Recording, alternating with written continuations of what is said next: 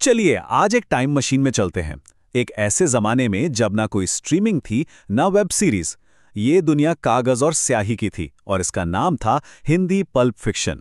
और इस दुनिया को समझने के लिए हमारे पास है उसी दौर की एक क्लासिक नॉवल, कत्ल की साजिश। तो आइए इसके पन्ने पलटते हैं। जरा सोचिए, एक ऐसा वक्त जब बिंज वॉचिंग का मतलब होता था एक ही बार में पूरी किताब खत्म कर देना।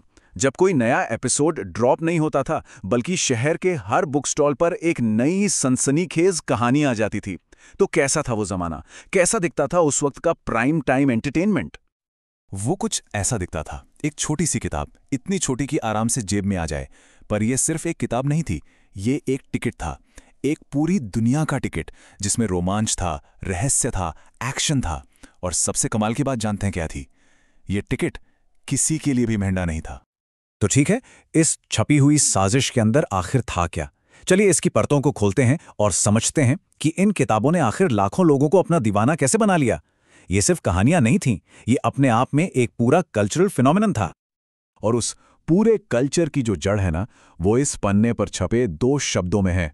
मूल्य 2 रुपए। सबूत एकदम सामने है। सोचिए, उस दौर में 2 रुपए में एंटरटेनमेंट की इतनी बड़ी डोज, ये बहुत बड़ी बात थी। और इसी एक चीज ने इन किताबों को बड़े शहरों के ड्राइंग रूम से निकालकर छोटे कस्बों और गांवों के आम आदमी के हाथ में पहुंचा दिया। तो इसका जादू था क्या आखिर? सबसे पहली बात तो ये कि ये सस्ती थीं और कहीं भी ले जाने में आसान। फिर इनके अंदर क्राइम, मिस्ट्री और रोमांस की ऐसी कहानियां होती थीं जो एक बार शुरू करो तो छोड़ ही ना पाओ।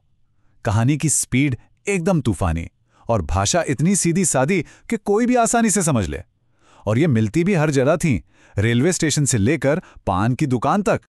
अब कोई भी कहानी बनती है अपने किरदारों से, है ना? तो चलिए कत्ल की साजिश के इन खिलाड़ियों से मिलते हैं जो इस कहानी में जान डालते हैं। ये है राजन, हमारा हीरो, और उसका ये सवाल, तुम लोग कौन हो और यहां क्यों आए हो? बस यही उसका कैरेक्टर है। कोई फालतू बात नहीं, सीधा पॉइंट पर। वो हर सिचुएशन में सीधे मुद्दे की बात करता है और शायद यही उसकी सबसे बड़ी ताकत है। और जहां हीरो है वहां विलन तो होगा ही। और क्या विलन है? ये है बॉस। उसका डायलॉग सुनिए, अगर मुझे गिरफ्तार ही करवाना है तो इन मूर्तियों की नुमाइश का क्या फायदा? मतलब उसका कॉन्फिडेंस देखिए। वो अपने जुर्म को एक बिजनेस की तरह देखता है और उसे अपने प्लान पर जरा भी शक नहीं है। और फिर आते हैं अम्मी जैसे किरदार, जो कहानी को और रियल बनाते हैं। वो कहता है, मैं ये मजे के लिए नहीं कर रहा, ये मेरे बॉस का धंधा है। ये लाइन हमें क्राइम की दुनिया की एक अलग ही सच्चाई दिखाती है। ये वो लोग हैं जिनके लिए जुर्म कोई पैशन नहीं, सिर्फ एक नौकरी है। तो किरदार तो हो गए, पर वो सीक्रेट सॉस क्या था जो इन कहानियों को इतना एडिक्टिव बनाता था? चलिए उस फॉर्मूले को डिकोड करते हैं जिसने इन नॉवेल्स को इतना कामयाब बनाया। देखिए, इसका फॉर्मूला बहुत सिंपल पर जबरदस्त था। स्टेप 1, एक क्राइम, कुछ ऐसा जो आपको फौरन हुक कर ले। फिर स्टेप 2, चेस, हीरो विलन के पीछे, विलन हीरो से आगे। ये चूहे बिल्ली का खेल शुरू। बीच में आता है स्टेप 3, एक ट्विस्ट, कुछ ऐसा जो पूरी कहानी ही पलट दे। और finally step 4, the showdown, hero और विलन का जबरदस्त आमना सामना। और ये फॉर्मूला काम कैसे करता था, इसका बेस्ट एग्जाम्पल इन 2 पन्नों में है। एक तरफ देखिए, किरदारों के बीच डायलॉग्स चल रहे हैं, टेंशन धीरे धीरे बढ़ रही है, और फिर अचानक एक शब्द, फायर। बस सारा सस्पेंस, सारा ड्रामा एक झटके में एक्शन में बदल गया। पढ़ने वाले को सांस लेने की भी फुर्सत नहीं मिलती थी। तो इस फॉर्मूले का नतीजा क्या निकलता है? नतीजा है एक ऐसी कहानी जो कभी भी धीमी नहीं पड़ती। हर पन्ना आपको मजबूर करता है कि अगला पन्ना पलटो। एक बार जो पढ़ना शुरू कर दिया तो खत्म किए बिना चैन नहीं मिलता था। यही इसकी असली कामयाबी थी। चलिए अब जरा जूम आउट करते हैं।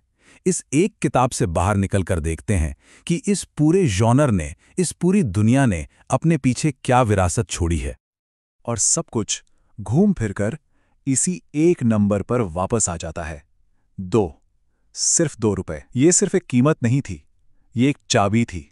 एक ऐसी चाबी जिसने कल्पना और रोमांच की दुनिया के दरवाजे भारत के लाखों करोड़ों आम लोगों के लिए खोल दिए थे। तो इसका सबसे बड़ा टेकअवे क्या है?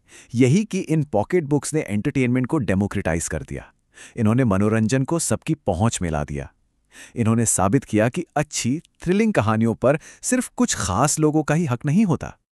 और ये हमें आज के लिए एक सवाल पर लाके छोड़ता है। सोचिए, आज के इस डिजिटल ज़माने में जब हर तरह का कंटेंट हमारी उंगलियों पर है, उस 2 रुपए वाली पल्प नॉवल की जगह आखिर किसने ली है? क्या वो हमारे OTT प्लेटफॉर्म्स की क्राइम थ्रिलर सीरीज़ हैं या यूट्यूब के मिस्ट्री वीडियोज़? इस पर सोचिएगा ज़रूर।